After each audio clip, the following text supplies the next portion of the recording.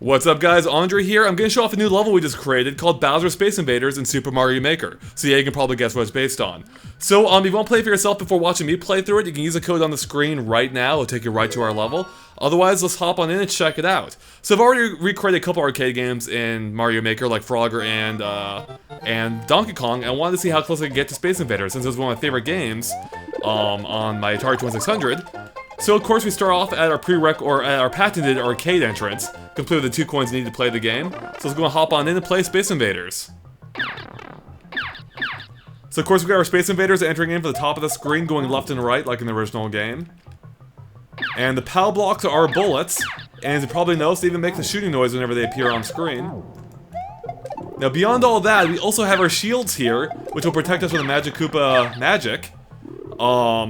And most importantly, we can even shoot through our own shield, which is key. Now I'm gonna have to be quiet here so I can concentrate, but this level is actually pretty tricky.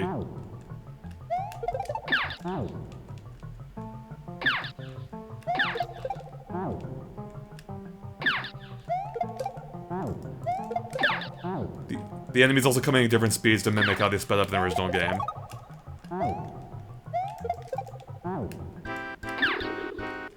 Oh, and here we got our power-ups, our bonus boost coming in with our power-ups. So this was inspired by the UFO that appeared in the original game. That was like a bonus if you shot it. Even makes a little happy music.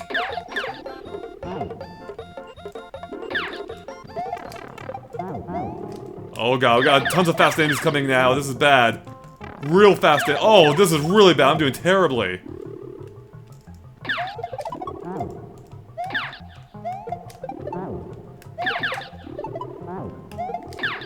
Yeah, you can see my shield's been whittled away too. There's not much of them left.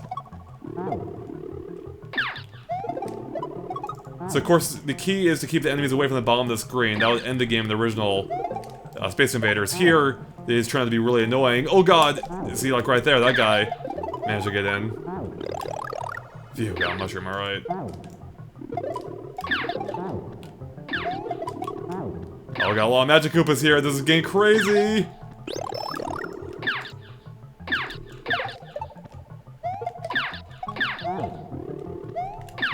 Alright, only a few more left. We're almost done.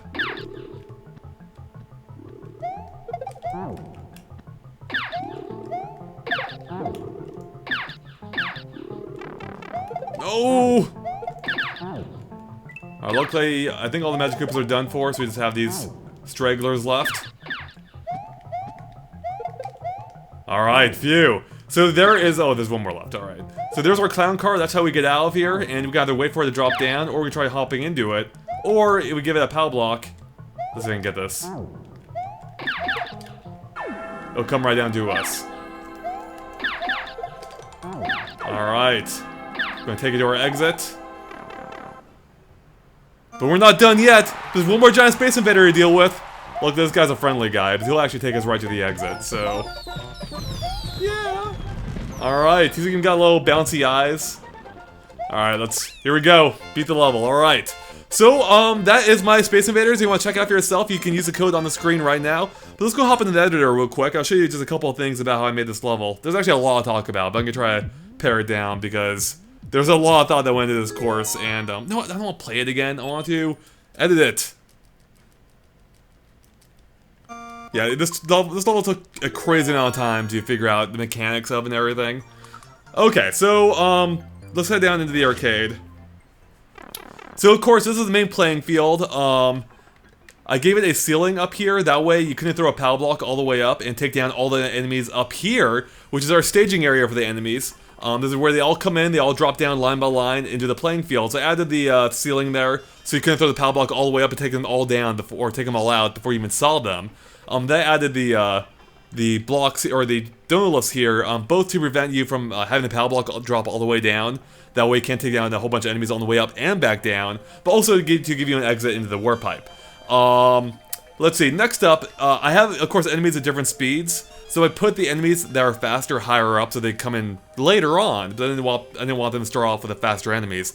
And as part of that, the winged enemies are super fast, so in order to prevent them from coming in way too early, Actually, I'll get back to it in a sec. So, as you may already know from my previous levels, if you want to have things spawn at the same time, they all have to be directly above Mario within about a screen's width. So that's why Mario spawns in the center, so all the enemies directly above him spawn at the same time.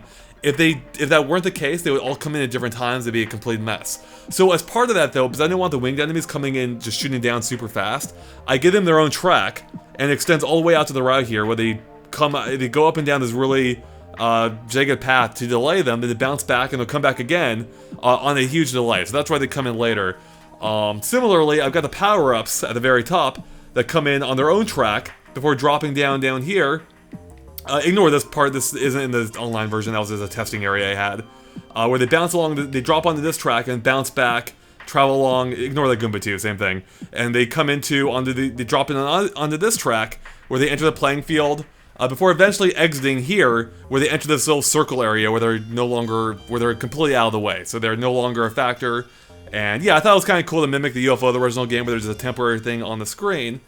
Let's see. Oh, and also, in regards to the boos, I attached music to them. And this is actually why I have boos here, because if you attach music to the power-ups, it doesn't play when they're on screen, whereas it does when there's an enemy on screen. So I thought it'd be cool if they had their own bonus music, so that's why there's boos on either side, so the music plays while bonus music. Finally, we have our clown car, which again has its own track too. It drops off to the left here, goes through its own little path here, and then drops in after all the other enemies. The reason it does that is because I ran into a problem with the winged enemies, where if the clown car entered the field too soon, the winged enemies would drop back into the playing field and drop into the clown car and take control of it, which is a huge problem, because then you have no way to escape the level, because the clown car would never reach you. So that's why I have it designed this way. So, that's the basics of it. There's a lot of other stuff I put in this level, but that's the overall gist of it. So, thanks for watching, guys. If you want to play for yourself, you just use the code on the screen. And of course, keep an eye on GameXplain for more on Super Mario Maker, and including our custom courses, as well as your own courses, and other things gaming as well. Thanks, guys. Bye.